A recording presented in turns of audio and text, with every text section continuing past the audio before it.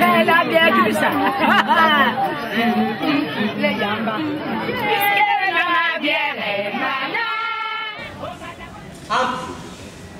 Tu as donné à mes yeux la faculté de ressentir la lumière de la parole. C'est toi qui m'as fait découvrir que la parole est l'écho de la montagne et qu'une parole sans détour ne se détourne pas. Tante mère, tu m'as appris à marcher debout parmi les inconséquences de la terre. Il a les clés qui ouvrent les portes du langage, de l'au-delà du langage. Moi-même, je me suis arrêté. C'était la provocation. Moi-même, c'est quoi seulement technique? Allez au Luango, moi Ngoyo, et moi-même, moi Ngoyo. Je suis du clan Goyi, Ngoyo. Je suis moi Ngoyo par mon père. Petit frère.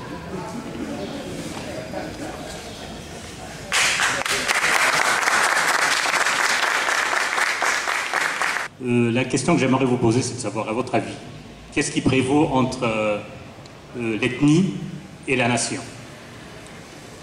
Quelque part encore, excusez-moi, quelque part encore, d'après le présentateur, il disait que nous nous sentons maintenant étrangers chez nous.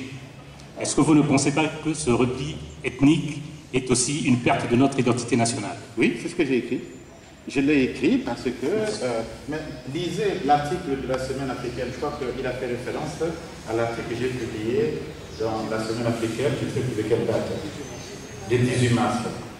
J'interpelle vous les jeunes.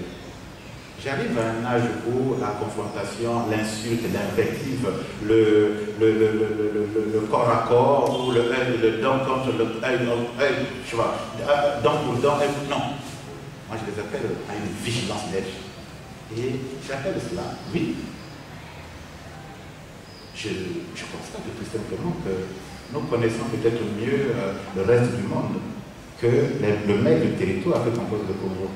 J'appelle à réalité le Congo.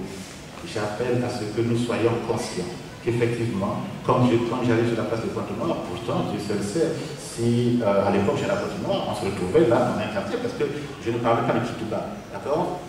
Aujourd'hui, ça te parler, tout le monde, tu vas, et malgré tout, tu as une femme qui va faire maman, etc. Nous avons la même culture, la même âme, et nous ignorons. L'ignorance n'est pas du fait de l'histoire, l'ignorance est liée à deux choses.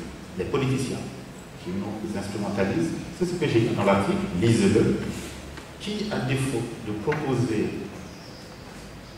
des schémas de construction qui nous permettraient peut-être de sauver certaines parts de notre misère, nous place dans le bain de ces maigres divisions et nous mordons de la maison. Oui, tu es de quelle région, cher? Dis-moi. Tu es du Puy-Loup. Très bien. Est-ce que tu as été à Evo? Oui. Ah bon? Qu'as-tu appris là-bas? Bon. Oui, les cultures sont très variées. Mais je crois que c'est lorsque je suis venu, les copains qui m'apprenaient ça, hein, que le continuum, quand tu retrouves dans le Niari, dans la Bouenza, et jusqu'au Puy-Loup là-bas, on parle pratiquement la même langue. Et alors, vous allez dire que voilà, il y a le régionalisme, l'ethnicisme ou telle autre sottise. Non, on s'ignore. Je vous appelle à relire cet article, à le partager avec vous, parce que lorsqu'on se retrouvait là, il fallait donner un point de vue. Moi, je ne suis pas dans l'invective, à dire un tel acteur, un tel a raison. Mais peut-être tout simplement parce que nous ne savons pas demander à nos hommes politiques, c'est de cela qu'il s'agit, ce dont nous avons besoin. C'est tout à fait normal, peut-être qu'ils ignorent qui nous sommes.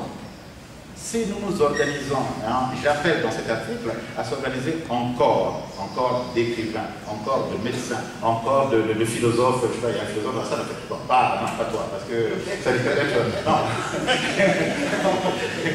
Ben, à dire que, voilà, qu'est-ce qu'on peut, nous écrivains, quel rapport avons-nous avec le ministère de la Culture? Savons-nous même ce qu'on peut demander au ministère de la Culture? Si lui ne sait pas ce qu'il peut nous donner, c'est peut-être à nous de pouvoir l'aider à nous donner ce que nous demandons. C'est à nous d'apporter les éléments désormais.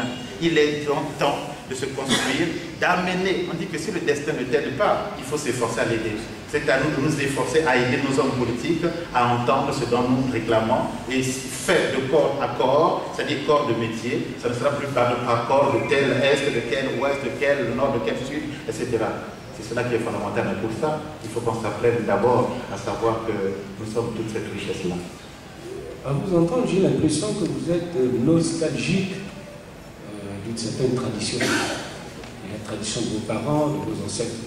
Mais cette tradition, elle s'affaiblit, qu'on le veuille ou non.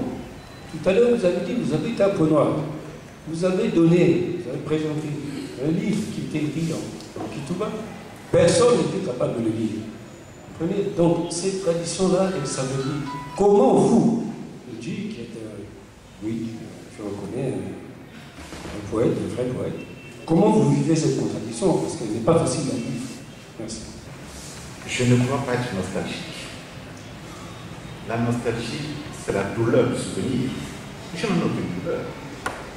Je célèbre la part reçue. C'est tout simplement ça. J'ai entendu le chant. Je donne à entendre ce chant que j'ai reçu.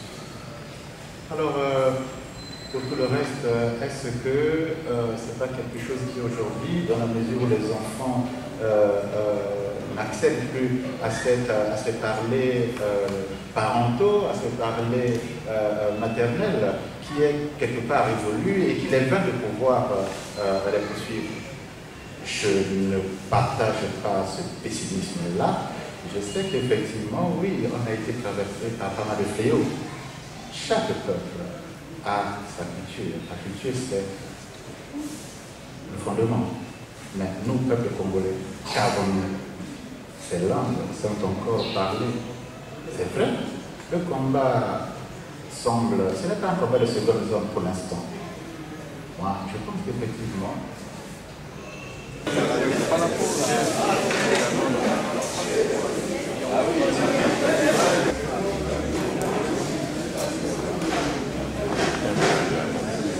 Je commente à quelque chose. Et ça? Ah, ça c'est le poème. Merci. Le prix là. 7 000.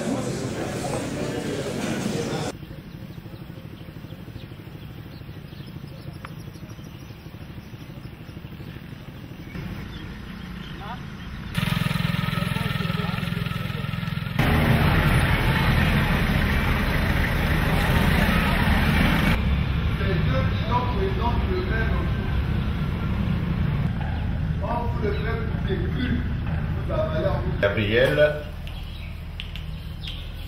Okuni. Voilà.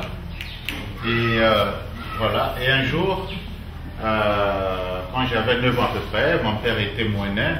Vos enseignants vous expliqueront ce que c'est qu'un moineau. Donc à 9 ans, je deviens moineau. Voilà pourquoi dans mon nom, vous voyez, il y a moineau. On dit Gabriel Moineau Okuni ici. Hein? Voilà. Ou on dit Moineau Okuni tout simplement. Gabriel souvent on l'éjecte. Hein? C'est un village qui est à une centaine de kilomètres d'ici, je crois, à Okondo, hein? Dans l'archipel ouest là-bas. Voilà. Et après, donc, j'ai fait comme vous, j'avais le rêve de faire tout ce que vous faites là, mais mon chemin à moi m'a conduit d'abord vers la médecine. Hein? J'ai commencé la médecine et j'ai fini dans la psychologie clinique. Voilà. Voilà qui je suis, psychologue. Donc, je travaille en France, dans un grand hôpital. J'avais un cabinet, comme font les jeunes praticiens, et puis j'ai fermé le cabinet, mais aujourd'hui je suis devenu fonctionnaire en France. Je travaille dans un hôpital pour faire la psychologie clinique. Voilà. Mais je suis venu ici, pas pour vous parler de tout ça, mais c'est pour que vous sachiez un peu mon univers, donc pour vous parler de ce livre. Alors, étant poète, j'écris depuis longtemps, vous voyez mes cheveux blancs sur la tête, je suis depuis tellement jeune. Alors, j'écris, mon premier livre apparu en 1976, et j'ai publié un peu moins d'une vingtaine de livres. Un peu moins.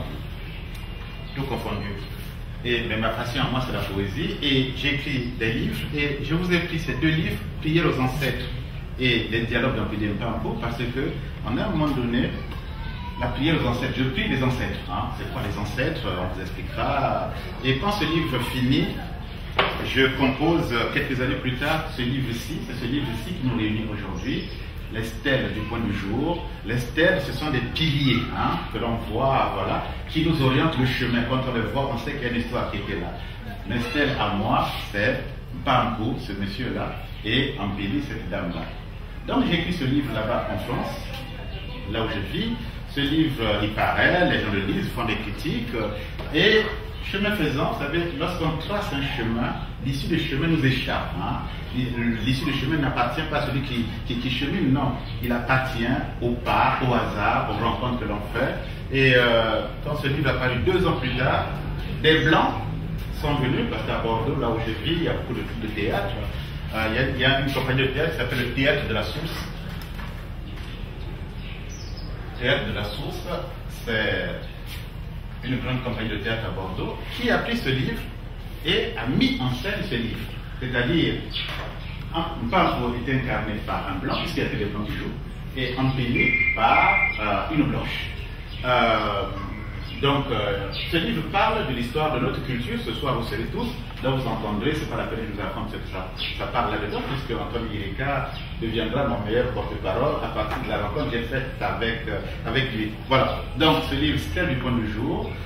Je rencontre Antoine quelques années, donc il y a 1 an et demi, 2 ans, voilà, on se voit, et là, voilà, comme une évidence, quand une chose doit se produire, elle se produit à l'instant même de l'évidence. On a l'impression que c'est quelque chose qui était là depuis et qui m'attendait ou que je l'attendais.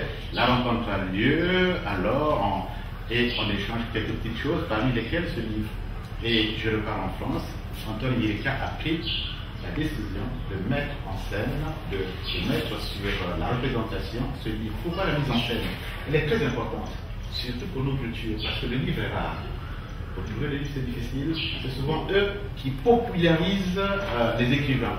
Parce que une soirée de représentation qui réunit une centaine de personnes, ils vont entendre tout ce qui va se dire, ils vont rire, ils vont être émus, ils vont se poser des questions, alors peut-être qu'ils auront pas lu le livre. Hein.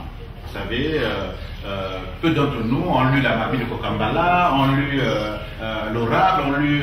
voilà, mais à force d'entendre les pièces de la Mamie de Kokambala, etc., ça a fini par devenir notre référent culturel. Hein. Voilà, donc, grâce à Antoine, vous allez entendre le chant qu'il y a, ou les dires qu'il y a dans ce livre.